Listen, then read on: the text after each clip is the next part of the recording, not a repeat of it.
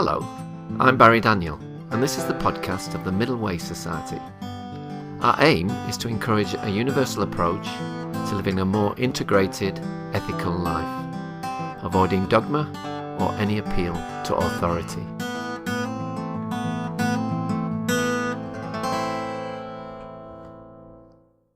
My guest today is James Sturtevant, who is a social studies teacher from Ohio in the USA. He's recently published a book aimed at helping teachers bond with students entitled You Gotta Connect, and this is going to be the main topic of the discussion today. Hello James, welcome to the Middle Way Society podcast. Good afternoon, Barry. Okay, well could you begin, James, by telling us maybe a bit about yourself and what prompted you to write the book? Sure. I teach social studies in a high school in central Ohio. For those of you that are familiar with North American geography, if you think of the Great Lakes, I'm about 100 miles south of Lake Erie, which is the least impressive Great Lake, by the way. And I've been teaching for 30 years, which is hard to fathom. American high schools, we have students roughly between 14 and 18 years old. Yeah. I teach in a school of about 1,100 kids. I teach in a small community outside of the city. The city is called Columbus, which it's a fair-sized city. It has about 1.5 million. Yeah. But I live in a pretty small town just outside the city limits, and my town is largely white, socially and politically conservative, and believe it or not, my kids are remarkably open-minded. Now, as far as why I wrote the book, one thing that we do here in the USA, and I'm sure many countries around the world do it the same, is before someone becomes a teacher, they have to go through an apprenticeship, where they have to go out with an experienced teacher and work with them for a while and prove that they can do the job. And I've had a number of student teachers over the years, and I had this guy about 5 years back, and he was doing a good job. So his professor came to watch him teach, and he had a good class. And after class, the professor pulled me aside, and Barry, this is going to sound terribly self-promotional, and I apologize for this, but this is the story about how the book came about. Yeah, sure, yeah. And she said, you know, I'm in classes all the time, and I have to tell you, the atmosphere in your class is spectacular. She goes, your students are animated, but at the same time, they're very relaxed and happy. Mm-hmm. How in the world did you create this? Now, I pride myself on somebody who's able to string together coherent words to form a sentence on a regular basis. Mm-hmm. And I just sputtered for the next 30 seconds. I had no rational response to that rather logical question. And so that haunted me. And so I had to do some classwork to maintain my teaching certification. Yeah. I went to Otterbein University, where the student teacher was from, and I said, hey, your professor asked me a question I couldn't answer. How about if we do an independent study this summer and we'll just research this topic on how to connect with students, how to build a really good class atmosphere? Yeah. And so for the summer, this lady by the name of Diane Ross, who's a professor there, we just talked and bantered and read. At the end of the summer, she said, this is really good. You should turn it into a publisher. And that's exactly how it happened.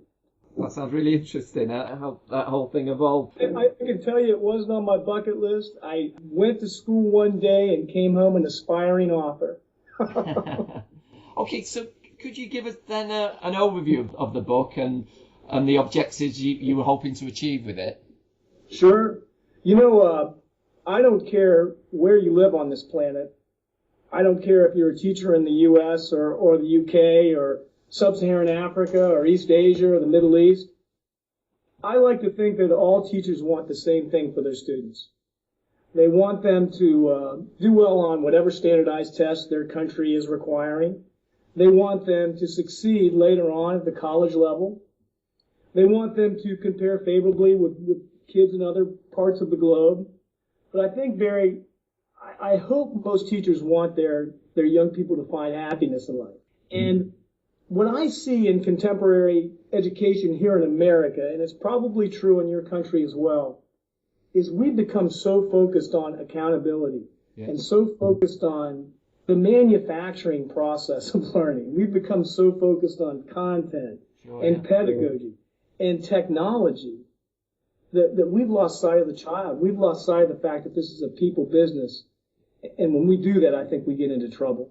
And so I wanted to write a book to help people remember that, this is a people business and we need to form those relationships. Yeah, so it's about teaching the whole person in a sense then. Yeah. And I'll tell you what, man, this is a beautiful job. Like I said, I've done it for 30 years and I'm looking at retirement soon. And I just can't imagine what's going to replace that wonderful interaction I have with these young people on a daily basis when I retire. So I might be pretty reluctant to do that.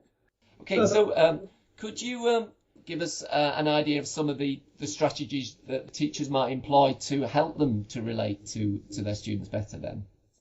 Well, if you don't mind, I'm going to go off on a little riff here. Yeah, sure. I wrote this book. It was published in March. And a local school leader read it and was enthusiastic, gave me a call and says, I want you to become familiar with a man called John Hattie. Now, John Hattie is a researcher from Australia who wrote a landmark book in 2008 called Visible Learning. And this book is very popular in the States. I wouldn't be surprised that a lot of your audience that are in education may have heard of it. Okay. Now, what John Hattie did in his book is he made a list of 138 influences on student learning. Now, number one on this list is self-evaluation. Apparently, students do very well, like if they do an assignment for me, I give them the rubric, the grading rubric, and I say, go through your assignment, make corrections, and give it back to me. Kids learn a lot when they evaluate their own work. And I suppose you're appealing to their autonomy as well in that way, aren't you? Yes, sir. And number 138 place is the worst thing that can happen to a student is if they move from school to school to school to school. Yeah. So that is student mobility. Right. So you're an old teacher, Barry. You probably have seen this. Kid moves into your class on October 1st and she's gone on November 1st. Yeah, stability is vital, I think. I agree. Right. So I was really curious why this school leader was calling me up and suggesting that I read this book. Obviously, it had something to do with student-teacher relationships. And it did. Student-teacher relationships came in 11th place out of 138. And it's far ahead of a lot of things that we might think are more important. Mm-hmm. Professional development was in 19th place. Socioeconomic status of the child, which we think is, well, it is important, but we think it is so important, was in 32nd place. Yeah. Principals and school leaders was in 74th place. And class size was in 107th place. So student-teacher relationships are essential to the learning process. So that was an advertisement for why my topic is important. Yeah. Now let me tell you a little bit about, let me answer your question more directly.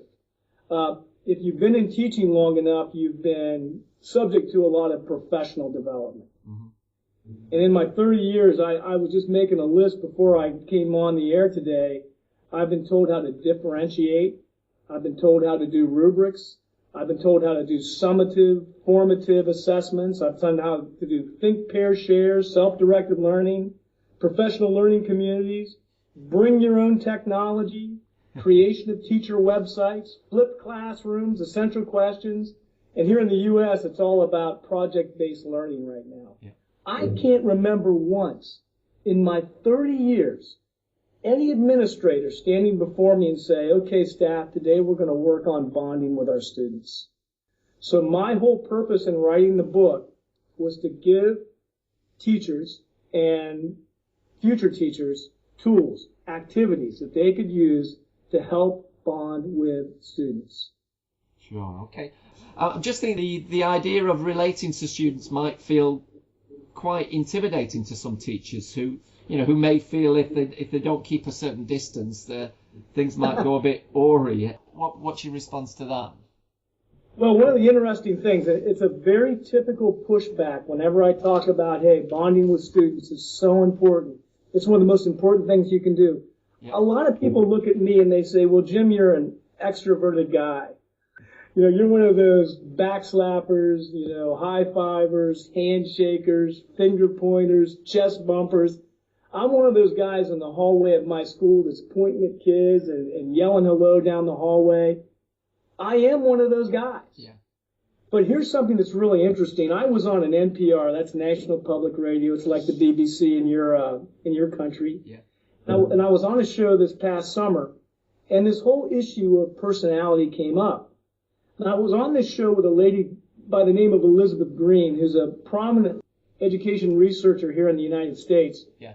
And she really tackled this question on my behalf, which I was grateful for. She did this quote right here. I love this. So many researchers have searched for the personality that's the silver bullet when it comes to effective teaching, and they don't turn it up. In other words, you can be an introverted person and be very successful connecting with students. And in getting back to your question, I think sometimes when people hear this, they think that they have to be something that they're not naturally. Yeah. You can be a pretty calm, reflective person and be very successful connecting with students.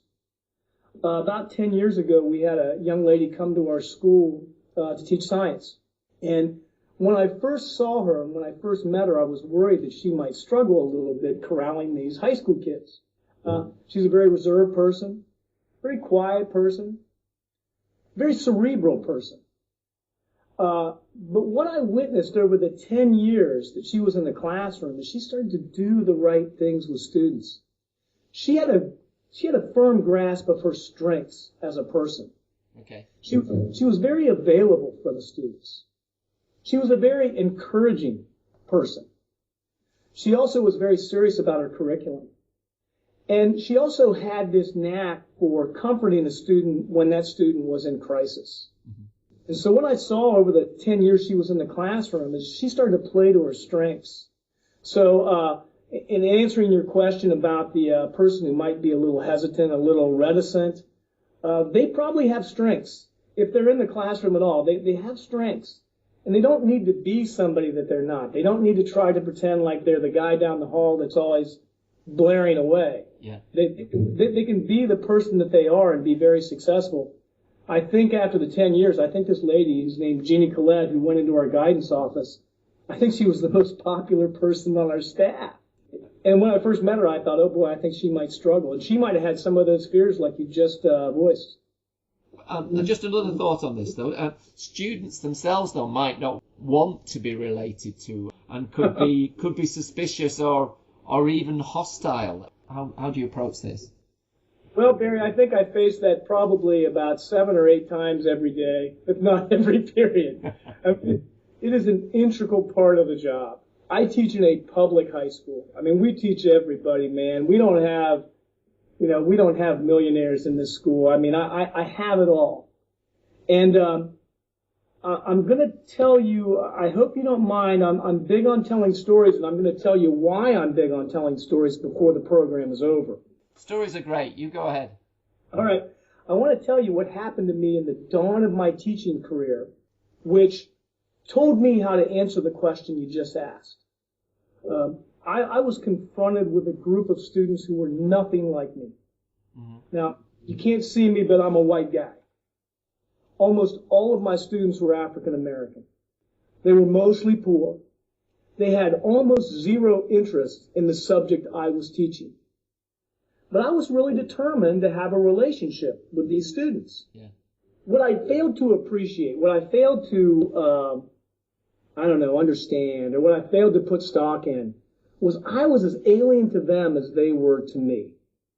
I mean, here I was, this little guy that was all gung-ho about my subject matter. And in retrospect, I came on way too strong. Now, these kids wanted nothing to do with me. They're exactly the type of students that you just described. And not only did they want nothing to do with me, they would also undermine a lot of the things I was trying to do in class. And this was back when I was a really young teacher. And I can remember, we start school around here in early September. And that whole month of September, I was thinking, I'm not succeeding with these kids. I don't know what's going on here. I'm being nice to them. I'm reaching them out. And they wanted nothing to do with me. So I was really frustrated. September worked its way into October, and I'll never forget this. It was the biggest learning experience of my career. Kids came filing in one time after a weekend, and I had them working in pairs on something, but they weren't interested in the assignment. They were interested in talking about their weekends, which was very frustrating. And there was a couple guys right up near my desk, a couple young guys, and they were really loud. And part of me was ready to say, come on, guys, you're not going want to work on this later. Let's just get a start on this. But Barry, something in me said, you ought to just shut up and listen to their conversation and you might learn something. So I pretend like I was working at something at the desk, but really I was listening to these kids talk about their home lives, which were just chaotic. I mean, a lot of the adults in their home lives were making ridiculous decisions on a regular basis. So the light went on. Here I am. I'm an adult. I'm trying to work my way into these kids' lives. It's a rational act on their part to be standoffish. I'd be standoffish if I were them. And from that point on, I made two very minor adjustments in the way I interacted with these students that paid huge dividends. Number one, when I started to interact with these kids in the future, and here's that word ego, I was going to try to pull my ego out of the situation and just watch the conversation unfold like a removed observer. And what I did when I started doing this is I became very interested in what was taking place and less invested in my self-esteem. Sure, yeah. And that was fun. It became like this interesting game where like someone says something, you're like, oh wow, I wonder why they said that. Maybe that's the motivation for that. So that was number one. That was adjustment number one. The other adjustment I made was I just decided, hey, these kids have had a lot of adults disappoint them in their lives. It's a rational act for them to be standoffish. This is going to take longer than I anticipated. I need to be patient. So by becoming more patient and pulling my ego out of the situation, what I found is that I relaxed a lot. And what I've learned in teaching is often your students are a mirror image of you. When you relax some, they relax some. It was pretty interesting. A couple of days later, I was asking a question about civil rights. I mean, these were African-American students, so they're well-versed in civil rights. And I asked the question, who was the African-American baseball player, the first in the major leagues in 1947? These kids had heard this answer probably since they were 5 years old. It was Jackie Robinson. Some kid puts up his hand and says, that was Adolf Hitler. Now, that kid knew that was the wrong answer. Everybody in the room breaks up laughing. And before I had my eureka moment, that probably would have frustrated me. But something interesting happened. I became less invested in my ego in that situation, and I pictured Adolf Hitler in a baseball uniform, and I broke up laughing. And what's more, all the students in the class started laughing too, so the first time since school started, we were all laughing together. And I have to tell you, those two minor adjustments. By Thanksgiving vacation, which is in November, I was pretty close to those kids. Yeah. And by spring break in March, I had them, man. So that really got me thinking that there are things that you can do. There are tactics that you can employ, which can dramatically impact how you relate to students. And then presumably learning really improves too, once you've got that in place. According to John Hattie, that is absolutely one of the best things you can do for a kid's learning is for that child to have a strong relationship with his teacher. And according to my observations over my career, it's absolutely essential. So those kids then are feeling a number of things. They're feeling safe, they're feeling supported, and they feel that they can presumably have a joke with you back and forth. And so that creates that fluidity for them to be creative in a sense. Right, and I think there's an important word. It's approachable. Right. When you become approachable, that's when relationships can be forged. Right. Yeah. And I think before I had my eureka moment with those kids, I wasn't approachable. Now, what's interesting is I was intimidated by them, but I think that can come out in ways through your nonverbal language, through your tone.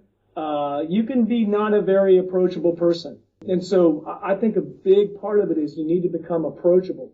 Now, Barry, there are some kids that they're just not on board with the whole education thing. Yeah. And that's okay. They are where they are. But you forging a relationship with those students at least creates the potential that if the student has some type of paradigm shift, you're in a good position to help them grow. That sounds great, yeah. Hey, you also mentioned that sharing personal stuff can be helpful in this regard too, yeah? I mean, I love this question. Thank you so much for asking that. And we're going to get back to approachability right now. This is a cliche that a lot of American administrators tell their staff. They'll say, hey, you need to get to know your students. Well, as you pointed out, some kids are not easy to get to know. Some of them are pretty closed down. And if you try to force your way in or try to get to know them before they're ready, it's counterproductive. So in asking what can you encourage teachers to do, I'm going to give your audience a simple how-to on how to bond with students, and it has to do with becoming more approachable. Now, when I'm told get to know your students, I'm going to propose the best way to do that is to reverse engineer the problem. Okay. And you're going to become approachable, and here's the way I do it. I'll walk into class, and I will put an image on my smartboard of what I made for dinner last night. And I'll take a couple minutes right before we start the lesson telling them about the meal I just made. I'll come in and put a picture of a new restaurant that I went to that I enjoyed. I'll take a picture of myself working out, talking about a new workout I did that I enjoyed. Yeah. I'll put up pictures of my pets, my dogs. I have a great picture in my book of my pug/dachshund getting a toenail trim from our custodian's wife's dog grooming salon. Now, this doesn't take much time out of class. And what I found is when I do this on a regular basis, I become approachable, safe, interesting. I become somebody that the kids can bond with.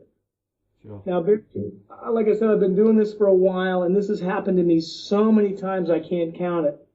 When I do this, you'll have a kid come up to you that has never spoken to you, pull out their smartphone and say, let me show you a picture of my dog. Let me tell you what we had for dinner last night. Because all of a sudden, you've just made it safe for this kid to come up and do this. Sure, yeah. Now, here's one thing I've also had happen is I've also had a kid put up their hand and say, this is stupid. This is a waste of instructional time. Why are you doing this? That kid doesn't speak for everybody. Also, I think you just identified the kid that you need to work on a relationship with. And something that's happened to me is that kid that voices that negative comment is oftentimes the first one up there showing you a picture of his dog a week later. So even though it might not be a positive interaction at first, you're making an impression on that kid. You've just made me think of something from my own experience. I used to be a TEFL teacher, or what you'd say in the United States as a TESOL teacher, teaching English as a second language. And Sure. We used to use music quite a lot as a way of bonding, and you'd often use songs and get we'd do sort of various things with songs. But one way that you could really actually wind up a student was if you tried to get their music, because I don't know if you can remember when you were a teenager, James, the last thing you wanted in the world was for as an adult to get the music you're into, because that was the whole point, that they didn't get it, you know. That's beautiful, my friend. Yeah, and you know something, they do appreciate when you're willing to look silly too. Yeah. Yeah, okay. Anyway, you also talk about the importance of not shying away from conflictive situations. That's vital, you say. Yeah, it's funny. Somebody who read my book made this comment one time. They said, geez, it seems like you are so friendly and so nice. I couldn't imagine that you would ever confront a student. And one thing you have to understand is, you know, sometimes when you turn a book into an editor, some things get changed. And one of the things that got changed in my book is my editor felt like I was a little too direct at times, which, you know, I can totally understand why that's something that she didn't want in there.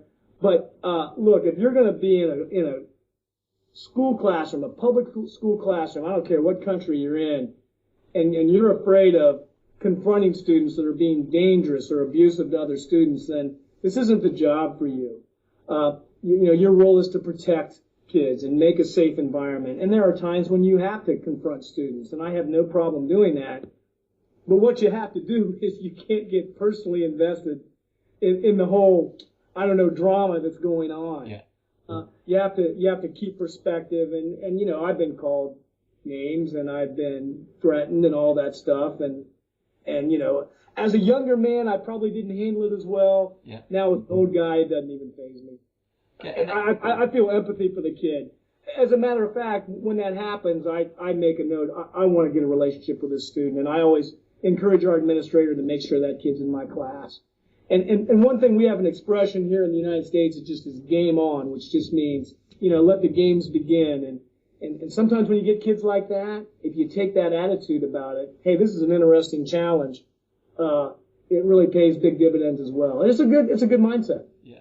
I suppose this brings up the issue of boundaries, because I think, students, especially younger ones, they arguably need certain boundaries in order for not only for the well-being of the class as a whole, but for learning to take place. But then it's also important for them that they can play with these boundaries as well. So, I suppose we've been talking about this to an extent, but do you have any other thoughts on that?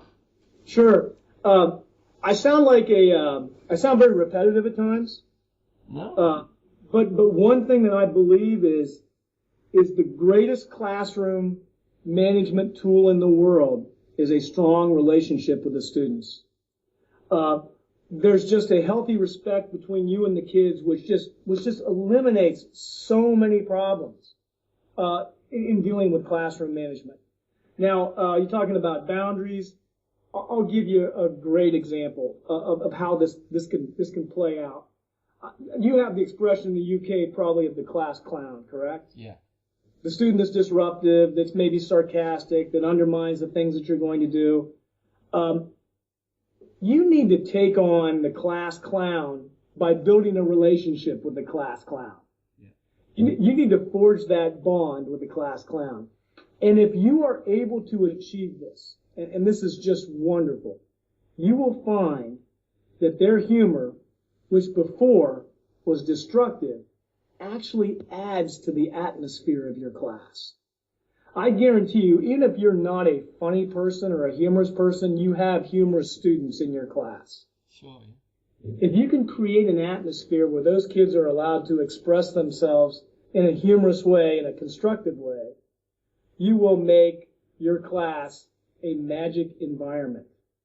Now, bonding with class clowns is one of the most difficult things there is, because they don't let it happen very easy. And it doesn't happen very quickly. Yeah. And it's a tremendous exercise in patience and self-control and keeping your ego in line. But come on, man, you're the adult. Oh, yeah. Take it on as a game. Yeah. And you can have your firm boundaries, but don't take it personally if a kid violates one of those boundaries. Maintain your calm. And just say, you did this, here's a consequence, but don't get too invested in the drama of the situation. And I've found that I've had very, very few discipline problems because of that attitude. And I've taught in some challenging circumstances. Okay. How do you handle a student that wants your attention all the time, or a lot of the time? Sure. There are kids that try to monopolize your attention. There are students who are very outspoken. There are students who are very extroverted. There are students who are very talented. Yeah. There's some students that are very needy. And I've had all of those in class. And it's a great question you ask. It's something that I battle sometimes because I never want to discourage a kid from expressing themselves. I never want to discourage a kid from expressing an opinion that's wonderful when kids are willing to do that. But you're right. Sometimes they can monopolize things. And so my goal would be to maybe not call on them as often, maybe not start an interaction as much, and really encourage the classmates, the colleagues that child has in class, to become more animated, more participatory. Okay. Now, that's not easy to do. I'm not going to pretend like I have a magic answer to that one. That's tough. We're doing something on Friday in my class which is called a Socratic circle. A Socratic circle is where a group of students have a problem that they're trying to figure out together.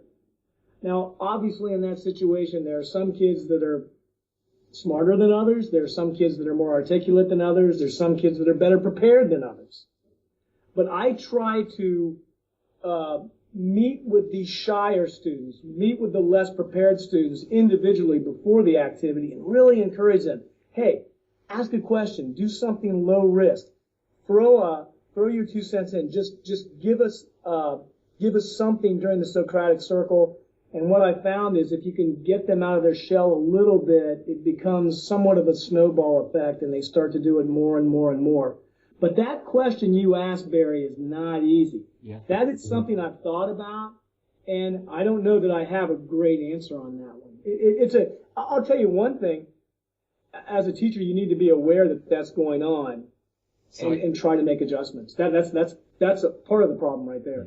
You highlighted something there. A big part of this process is actually being aware of what's going on in your classroom, isn't it? Do you also do things like peer observations? I remember I had an experience, again, with a peer observation. I asked a fellow teacher just to notice how many times I said okay in the classroom. And I said it about 100 times in an hour. In this regard, you can also, I got other teachers to see where my attention was directed in the class as well. And, Very good. That's wonderful. Yeah. And the nice thing about doing peer teacher observation, you don't feel the pressure that you're having to jump through hoops for your line manager. It's a lot more supported situation. I don't know if you do that as well. I do something that'll interest you. I have my students act like my evaluators on a regular basis. Oh, that's great. And what I'll say is something like, for instance, in writing my book, I learned a lot about nonverbal communication. So it's kind of like what would you say? You said the word okay a lot, correct? Yeah. Okay, I had my students evaluate my body language for a few weeks. And I gave them a list of things to look for, and then I wanted some feedback from them. And they really enjoyed critiquing me. And I learned quite a bit. And I'm going to tell you something that I wasn't doing very well that I think will intrigue you. I wasn't doing a great job with eye contact with lots of different kids. Right. Interesting. I found myself doing kind of like what you said. I had some outgoing kids, and I tended to look at them and call on them. And with a class of 25 students, there were a lot of kids that I think were feeling left out. Yeah. And so I was not aware that I was doing this until my smart students pointed it out to me. And that really got the wheels turning. Okay, how can I alleviate this issue? And I just came up with just a basic solution. There's nothing revolutionary about it, but I would try to make eye contact with a different face on a minute by minute basis, and try to make eye contact with most kids in the room during the period. And I would often accompany the eye contact with a statement like, "And do you know what happened next, Marcus?" Or, just some type of thing to make Marcus feel included. But Barry, I had no clue that I was not doing a good job with eye contact until my smart students pointed it out. That was a wonderful question you asked me, sir. But that is a great example of your, you talked about at the beginning that you have a very good rapport in many of your classes. To actually have a situation where you're confident and they're confident enough to actually be constructively critical about your teaching approach says a lot for the atmosphere that I can imagine in that classroom. Thank you so much, Barry. I'll tell you one way I also sold it was I said, I'm going to help you in your romantic relationships with this nonverbal communication. And I told them some things that they could check for people that they found attractive to see if the feelings were mutual. The interest level went through the roof. Okay, just moving on here. One of the points you also make in the book is that the generation gap has always been there, and for teachers not to get caught up in nostalgic thinking. I think you mentioned in the book that you've come across that a fair bit with teachers. Am I correct? Sure. And I want to give you a quote here. I think you're going to love this quote. "I see no hope for the future of our people if they are dependent on the frivolous youth of today. For certainly all youth are reckless beyond words. When I was a boy, we were taught to be discreet and respectful of elders. but the present youth are exceedingly wise and impatient of restraint. Now that seems like a contemporary complaint about young people. That's from 700 BCE, Hesiod, the poet of ancient Greece, and that's 200 years prior to Athens' golden age. Yeah, yeah. That was a society that was on the way up. That was a society that was going places, and people felt about their youth that way in that evolving society. Yeah, I think that there's also graffiti in Pompeii about that our parents don't understand us, and it's the other way. So, once you just embrace that statement that you and I just made, you're almost there. Yeah. You're almost there already. And, here's something that's kind of interesting. I went to my first school, kindergarten, here in America. You go to kindergarten at age 5. And my first day of kindergarten was September of 1966. And I look back at America in 1966, and man, I had it all. I mean, I was white, male, Christian, both biological parents. My parents were fairly affluent. I had it all. Now, it's easy for someone like me to look back at those times and say, well, those were the good old days. Yeah. But there were a lot of people that couldn't check off those boxes. I mean, if you think about like being non-white, non-Christian, or female, you just were not taken seriously in the United States in 1966 if you were those things. Mm-hmm. So I think one of the things that you have to do is you have to, number one, look back at the good old days and say, well, it wasn't the good old days for a lot of people. It might have been for me, but it wasn't. But here's the one thing I'm going to lay on you, and this gets right into this. I teach a class. One of the topics is Buddhism, and it's really helped me with this. Mindfulness, living in the present. Those times aren't coming back. Now you might long for the mother country back, in 1980 when you were young and just full of everything. But your kids don't care about that. Sure. They barely care what happened last week. And they're citizens of the present, and as soon as you embrace that paradigm, you're going to be so much better off. It's funny, I've been teaching in my school right now for a number of years, and many of the teachers in the building were once my students. And I was walking out of the building one day, and all our kids drive here in America, it's ridiculous, but they were out in the parking lot, and they were revving their cars and acting like maniacs, and this young woman looked at me, who was about 28 years old, and said, I can't believe the way kids are acting in the parking lot these days. And it's like, I had you in class 10 years ago, and your friends acted the same way. So nostalgia happens really quickly. It's really damaging. It just forms a barrier between you and your students. Yeah, they say the best of times is always 30 years ago. Whatever. You got it right. Yeah. You got that right. Yeah. Okay. What is your understanding of the middle way, James, and how might it relate to what we've been talking about today? Yes. I teach in a very conservative place. I'm not a conservative person, though. I teach a class, it's a world history class, and we study China, India, Islam, Sub-Saharan Africa, and Mesoamerica. What's missing is Europe and North America, which is really interesting because the vast majority of my students are white kids. The vast majority of my students are Christian kids, conservative kids.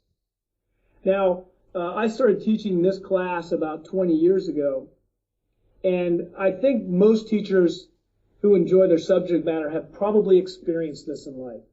You're teaching something that's very meaningful, and you are as much a student as the students in your class. Mm-hmm. And one thing that I love is I love the Asian paradigm to life. Life is not a one-shot proposition. Live in the moment. Don't live in the extremes. Mm-hmm. I have amazing reverence for Siddhartha Gautama.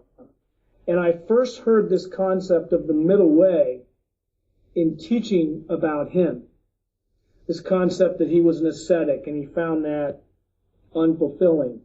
this concept that he indulged in all the sensory pleasures, and that was unfulfilling as well. And so when he stopped trying so hard, stopped striving so hard, sat underneath the tree and just meditated, the answers came to him. That had a huge impact on me. It made me think about the way I live my life. It made me think about the way I teach. Mm-hmm. And my concept of the middle way in terms of the way I interact with students is to do the same thing. Not to force things. Be authentic. Allow kids to express themselves. Have boundaries, but don't get personally invested in someone else's actions. And I have found that has served me very well. Well, that's great. But if people, this is my last question, James. If people wanted to find out more about your work, how would they go about it? Well, I told you before we went on air that my name is supposedly a British name, and the spelling of it's problematic for a lot of people. So I do have a website, I do have an email, and I'm going to give you those right now. My website is James Allen Sturtevant, and Allen is spelled kind of interesting. It's A-L-A-N. Sturtevant, my last name is spelled S-T-U-R. T as in Thomas, E, V as in Victor, A-N-T. So it's jamesallenSturtevant.com. And then my email address is my wife's name is Penny, so P, J, James Sturtevant at gmail.com. If you have an interest in my book, it's called You've Got to Connect. It's available on Amazon. It's available on Kindle. Okay, well, that's great, James. Anyway, it's been a real pleasure talking to you today. Thank you very much for giving up your time to talk to me.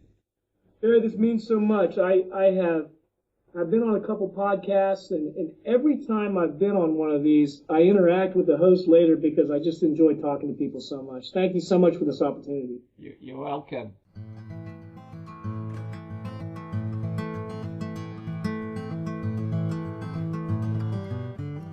You can find out more about Middle Way philosophy at www.middlewaysociety.org.